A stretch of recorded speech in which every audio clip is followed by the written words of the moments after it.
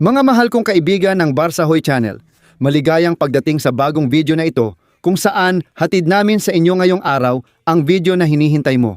Anong lineup? Anong koponan ang ilalabas ni Hansi Flick para harapin ang Copenhagen ngayong Miyerkules? Bukas, Miyerkules, magtatapos ang Champions at kailangang makapasok ang Barca sa top 8. Para magawa iyon, kailangan nilang talunin ang Copenhagen. Bukod pa roon, kailangan nilang manalo ng malaki dahil maraming kalabang sumisikap din makapasok sa 8 pinakamahusay. Pakiusap, pindutin mo ang like na button, i-like mo ng todo at i-share mo rin sa mga kaibigan mo. Panoorin ang video hanggang dulo at magkomento sa huli. Ano masasabi mo?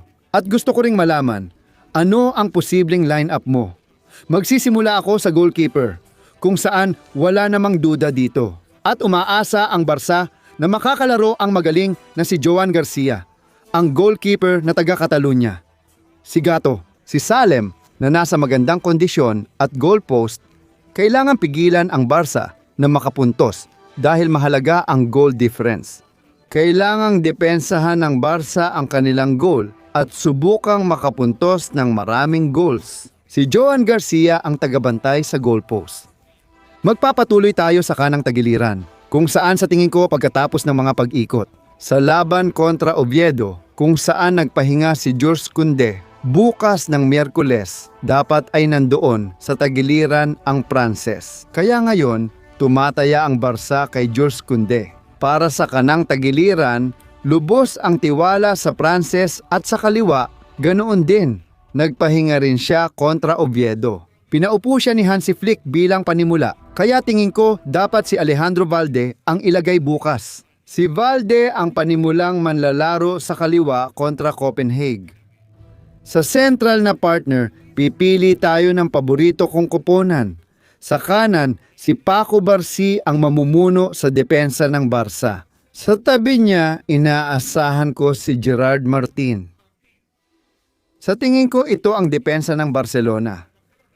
Central kanan si Cuarzí, central kaliwa si Gerard Martin.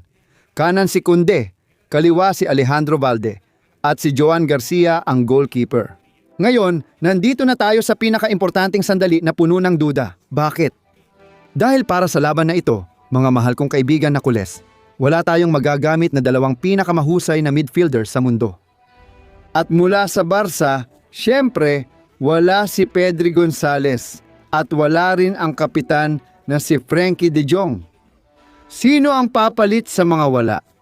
Sa aking munting palagay, tingin ko sa gitna ng kampo ng Barca, maglalagay sila ng mga sumusunod na manlalaro bilang sentro, bilang pivote. Tingin ko makikita natin si Don Eric Garcia.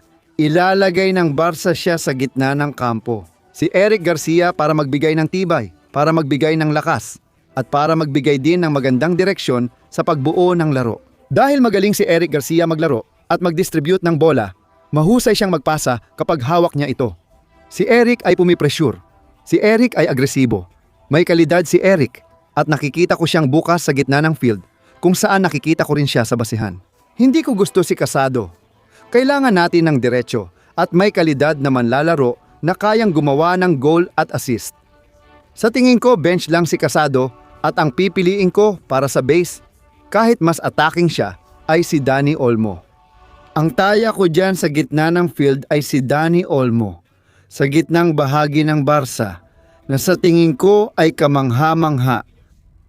Eric Garcia at Olmo. At sa attacking midfielder, pakinggan ninyo, ilalagay ko sa posisyong ito ang lalaki ng kasalukuyan, si Fermin Lopez.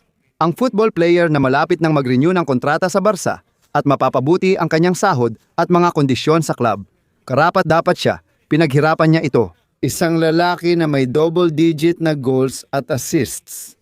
10 sa bawat isa para kay Fermin Lopez. Sa kalagitnaan ng season, magaganda ang mga numero at sunod-sunod ang goals at assists ni Dani Olmo. Pareho silang nasa magandang forma at tingin ko, deserve nilang maging starters. Sa gitna ng field, kasama ang mahusay na si Eric Garcia, gusto ko ang midfield na ito. Nakikita ko itong may kalidad, may tapang, at may finesse. Para makagawa at makapagtapos ng play sa goal na kailangan ng Barca bukas kontra Copenhagen. Kaya ganito ngayon ang team. Sa goal, Joan Garcia, Kunde Valde, Gerard Martin at Paco Barci. Sa depensa at gitna, Eric Dani Olmo at Fermin Lopez. Maganda ang team na ito. Maayos para makipagkumpetensya bukas sa Camp Nou laban sa Dares. At punta naman tayo sa mga forward. Punta tayo sa lalaking gumawa ng napakagandang goal noong huling laban kontra Oviedo. Pinag-uusapan natin si Lamine Yamal na babalik sa kanan para sa Barcelona sa Champions. Sa tingin ko, isa ito sa pinakamagandang sandali niya. Bakit? Dahil si Lamine Yamal, pamilya. Pakiramdam ko ay nalampasan na niya o nasa proseso na siya ng halos 100% na paggaling mula sa kanyang pubalya sa balakang.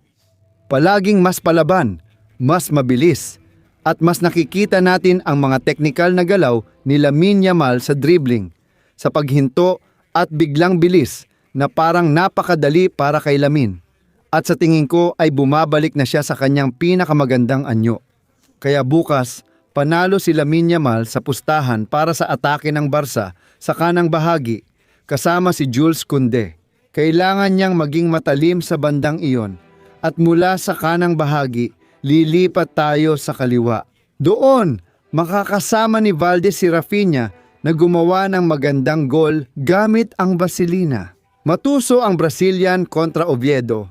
Inangat niya ang bola lampas kay Aaron Scandell at naka-score. Ito ay nagbibigay lakas, motibasyon at kumpiyansa sa sarili. Para kay Rafinha, galing siya sa dalawang mahihinang laro, na-miss ang isang laban dahil sa sakit at bumalik na hindi pa ayos.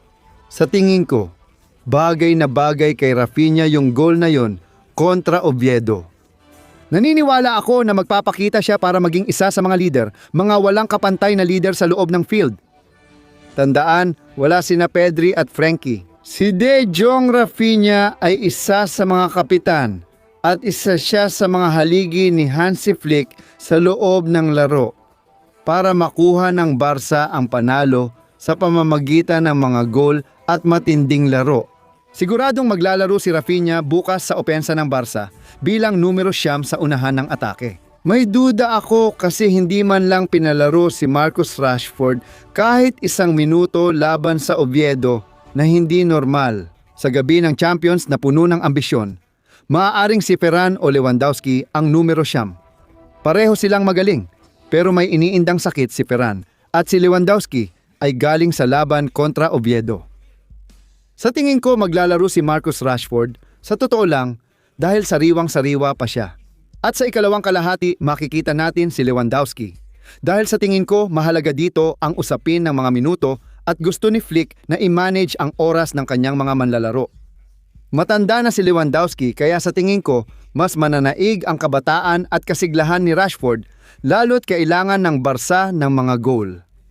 Laban bukas. Kaya ang magiging forward ko ay si Marcus Rashford.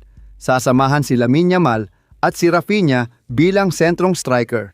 Si Marcus Rashford ang nasa unahan ng atake para sa Barcelona sa ikalawang kalahati. May Robert Lewandowski ka na pwedeng ipasok sa second half.